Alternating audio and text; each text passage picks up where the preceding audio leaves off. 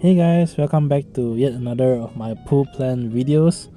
If you've seen the recent live stream from the devs, you'll notice that they actually significantly changed up the lineup of events that we will be getting next month. I for one am pretty excited that things are changed up because it gives an element of something new to the GL version of the game and gives the game some sort of fresh feeling, so to speak. Although of course it does make planning for pools a little bit more challenging.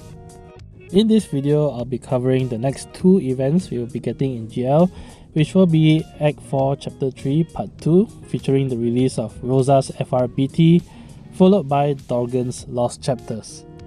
As always, I will also include timestamps in the video description that you can use to skip ahead to the section that you are interested in. First off, quick look on how I did on recent events and banners, which are the Aranea, Quistis and Astos banners. And as you can see, I got hit pretty hard overall because I pulled for Aranea, I pulled for Quistis and I pulled for Astos. And Aranea, I had to spend 500 tickets initially hoping to get FRBT on the tickets. Didn't get anything in 500 tickets, so I switched to gems. Luckily I managed to get FRBT in 30,000 gems, so at least I didn't have to PT. It's not the same for Quistis though.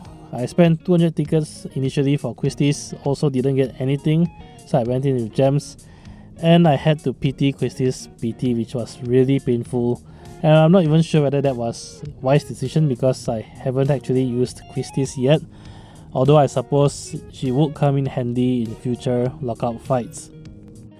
We recently did get Astos, of course, and Astos was luckily a good break for me because I spent 5,000 gems only, and I did that mainly to round off the G tokens for the event.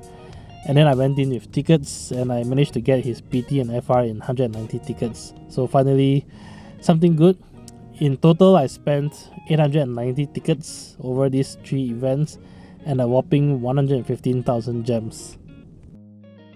So, coming to Act 4 Chapter 3 Part 2, where Rosa will receive her rework and a newly released FR and PT weapon.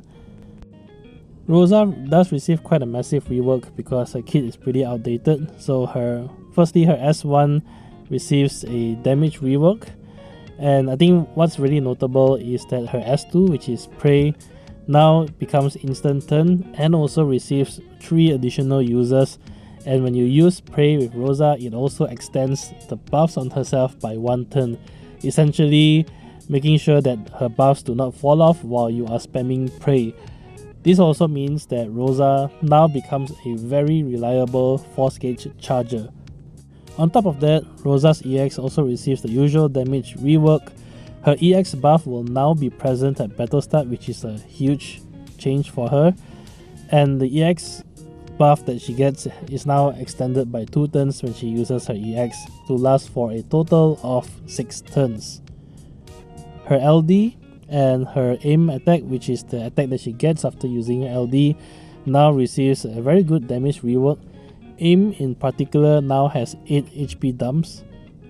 On this event, Rosa receives a new BT weapon.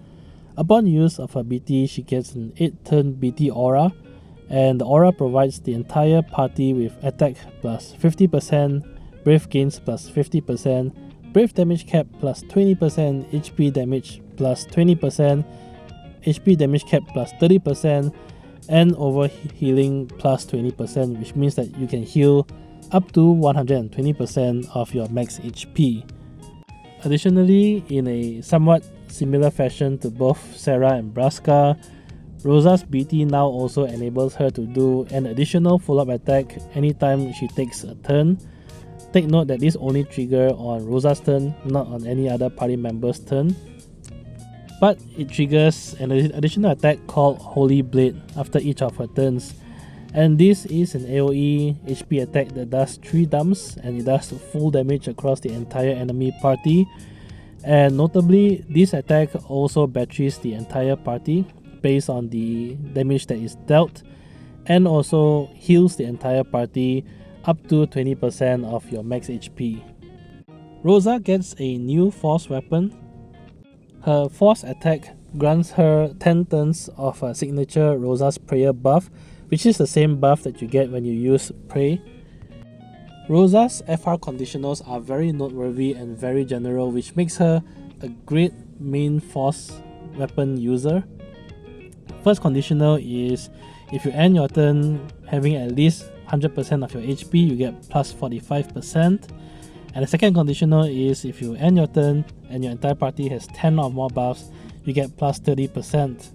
Because both conditionals are fairly easy to meet and doesn't actually require you to do an actual attack, Rosa's FR conditionals pair very nicely with supercharges, of which of course Rosa herself can be one because of Prey.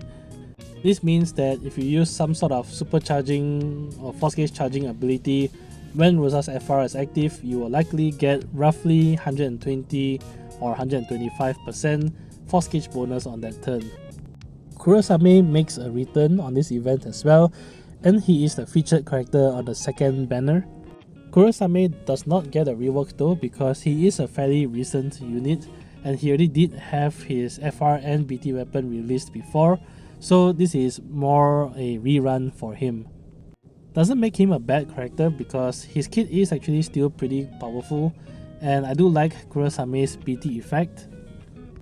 Something to note, of course, is that Kurasame's LD call is still one of the better calls in the game because it lands a debuff that can go up to 30% HP damage done and is also an Ice in Peril, plus his call ability also enchants the entire party with the Ice element. My plan here is to go for Rosa's FRBT, and I'll cover more on the reasons why in the later section of the video where I evaluate the characters. The next event after that we will be getting would be Dorgann's Lost Chapters, featuring the return of Dorgann, and Dorgann himself will receive a rework and a newly released burst weapon.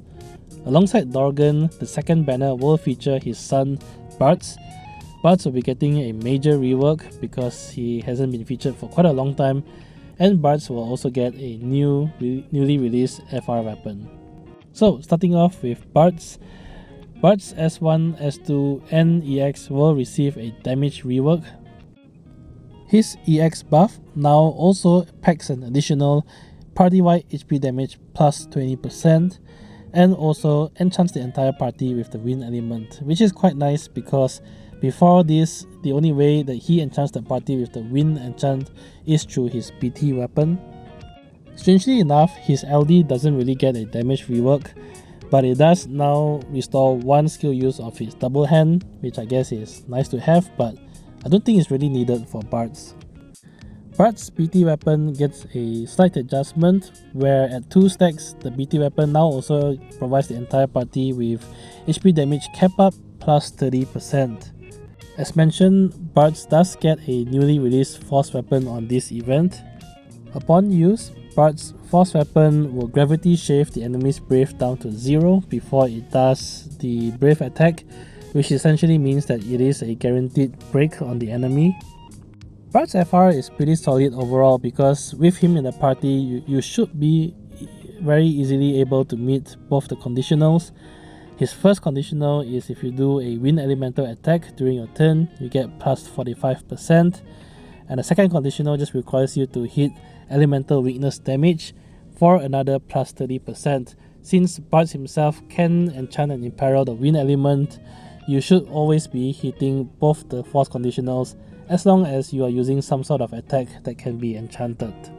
Moving on to Dorgann. Dorgann receives a smaller rework because he is a more recent character. His EX buff now comes with an additional effect of HP damage plus 20%. Dorgann's FR also receives a damage rework, and his LD buff now carries an additional Stolen Brave overflow plus 20%. Dorgann gets a new BT weapon on this event where it lasts for 8 turns. Dorgann's BT aura provides the entire party with Wind Elemental Enchant, Brave damage plus 20%, HP damage plus 20%, Brave damage cap plus 50%, and HP damage cap plus 30%. Importantly, his BT weapon provides the entire party a very similar utility that he has whereupon if you attack an enemy that is afflicted with his Dawn Spellblade debuff, after your attack the enemies will be unbroken again. And this is very relevant for his kit because this guarantees that the next character that does an attack will also break the enemy and therefore trigger Dorgann's image slash attack follow-up. Personally, I'm still thinking about this a little bit.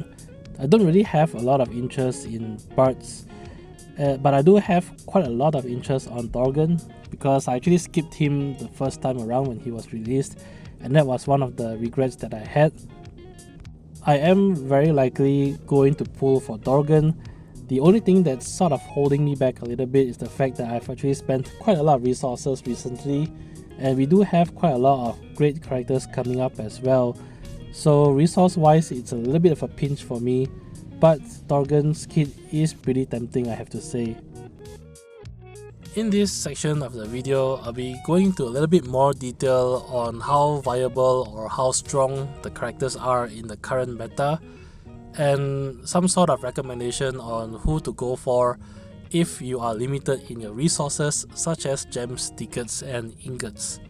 Take note though, as with all attempted evaluations by anyone, there is always, I think, a degree of bias in play, and of course my recommendations are made based on my playstyle and preferences. Yours might differ. The one thing that I always strongly recommend, is to focus in roles that will fill gaps in your roster. So for example, if you are missing a support, then obviously Rosa's value will shoot up, whereas if you want some sort of often attacker slash DPS, then probably Dorgann would be more of value than Rosa even. Between all four characters on the side, I think Rosa and Dorgann holds the most promise in terms of value for your roster. Normally I would sort of place the characters across two different categories. The good value category is a category where I think the character will provide significant return of your investment regardless of who already you have built in your roster, just on the sheer fact of how strong they are in the current meta. Whereas for the role fulfillment category are characters that can also be pretty good, but you may potentially do without them if you have already other similar characters built in your roster. Starting off with Rosa, and I think for Rosa you can potentially even make the argument that she fits into the good value category. Rosa's rework really does make her a pretty strong support overall. First off, of course, now she can be your force gauge charger, and it is actually pretty rare for the blue crystal characters to have a force gauge charger. I can remember in one of the recent crystal mission quests, I was actually using Crow as my force gauge charger.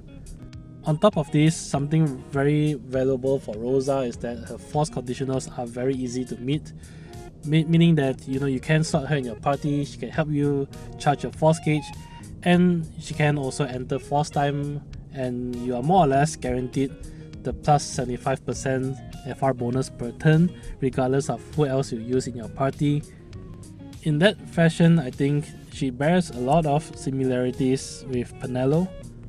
However, beyond that, she is actually now a pretty competent damage dealer to boot, similar to, like I said earlier in the video, Sarah and Braska, because she now gets a follow-up attack on her turn as long as you have her PT aura up.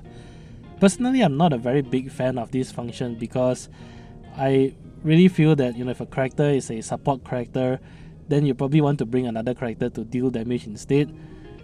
I guess this does provide a little bit of flexibility into what role you want Rosa to fit, and in the current meta where the auras can be pretty strong, you can bring 3 support characters and use one of them as a main damage dealer, for example.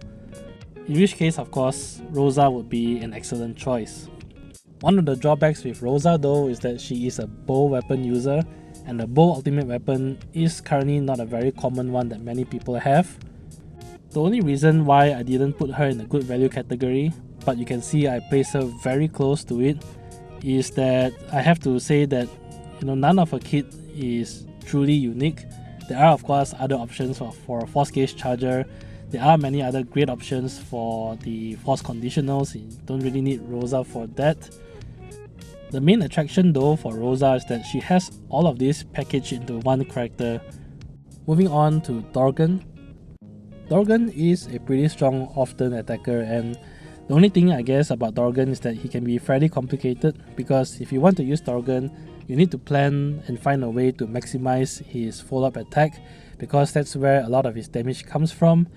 And he is pretty noteworthy in the current meta because his follow-up attack does 3 HP dumps, and it is a little bit unique because if that attack breaks an enemy, it triggers yet another follow-up attack.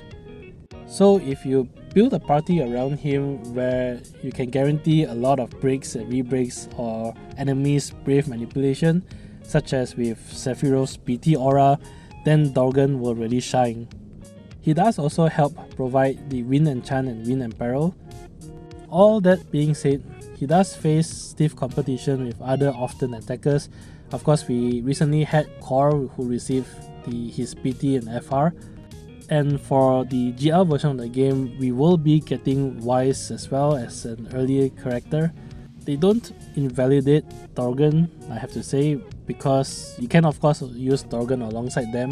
I think Dorgann and Wise makes a pretty good combo as well because Dorgann is also a melee attacker. But the point that I want to make is that given that there are options for other off-turn attackers, you don't really need to pull for Dorgann, I don't think. And personally, I think his damage utility of being a great off-turn attacker is not enough to put him in a good value category, but I think definitely very well enough to put him at the top of the role fulfillment category, because he does do very nice damage and he does excel at what he does. Moving further down alongside this category, we now have Kurasame and Bartz, and maybe I'll start off with Bartz first. Bartz I placed very far on the right, and it is actually very sad to see how far Bartz has fallen. For those not aware, Bartz was one of the first few characters in the game who received PT+, and for a good long time he was one of the best Aura bot supports in the game, particularly at the time where Seed Reigns was the current meta. In this current meta though, there are many other options for Aura support characters, and Bartz doesn't really stand out alongside them. His rework I think doesn't really give him enough to really compete against the best, and the timing of his release is also pretty unfortunate because we do have Rosa as well, and if you want to pick one support character, I think Rosa gives a lot of value over Bartz. That being said, I think the one redeeming factor that he has is that his force conditionals is pretty good. So if you are building a party, then you're struggling to find a good force attack to use as the main force, then Bartz is certainly a good option. Kurasame I think would fit somewhere in the middle. Kurasame actually still does nice damage because of his Ice Reaper follow-up attack, and his utility of providing the hero stacks and his PT aura both locking the hero stacks and protecting your party from HP attacks is pretty powerful still.